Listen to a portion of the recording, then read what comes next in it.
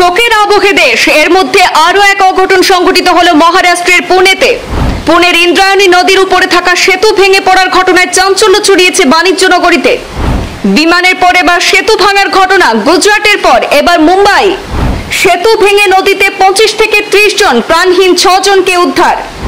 সেতুটি ভেঙে পড়ার সময় বহু পর্যটক সেখানে অবস্থান করছিলেন, যার ফলে বহু মানুষের প্রাণহানির আশঙ্কা করা হচ্ছে।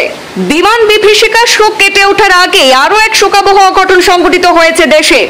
এবার মহারাষ্ট্রের পুনে জেলায় ইন্দ্রায়ণী নদীর উপরে সেতু ভেঙে পড়ায় বড়সড় অঘটন সামনে আসতেই গোটা বাণিজ্য নগরী জুড়ে চাঞ্চল্য ছড়িয়েছে। প্রাথমিক তথ্য অনুযায়ী সেতুটি ভেঙে পড়ার সময় বহু পর্যটক সেই জায়গায় অবস্থান করছিলেন, আর এর ফলেই আরো বহু মানুষের প্রাণহানির আশঙ্কা প্রবল হয়ে উঠেছে।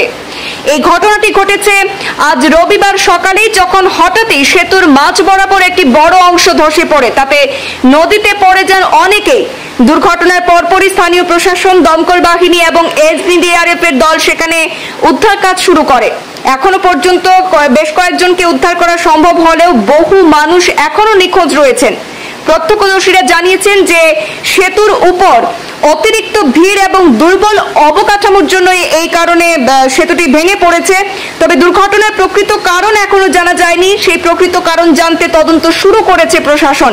পুনে মিউনিসিপাল কর্পোরেশন এবং জেলা প্রশাসন স্থানীয় বাসিন্দাদের ওই এলাকা এড়িয়ে চলার অনুরোধ জানিয়েছেন বলে জানা যাচ্ছে। যেহেতু সেখানে প্রচুর পর্যটক ছিলেন, আর যার ফলে অনেকেই সেই নদী ভাঙার পর নদীতে পড়ে যান এবং কিছু মানুষকে সেখানে উদ্ধার করা গিয়েছে এবং আরো বহু মানুষ এখনো নিখোঁজ রয়েছেন। তাই হতাহতের সংখ্যা আরো বাড়ার প্রবল সম্ভাবনা রয়েছে।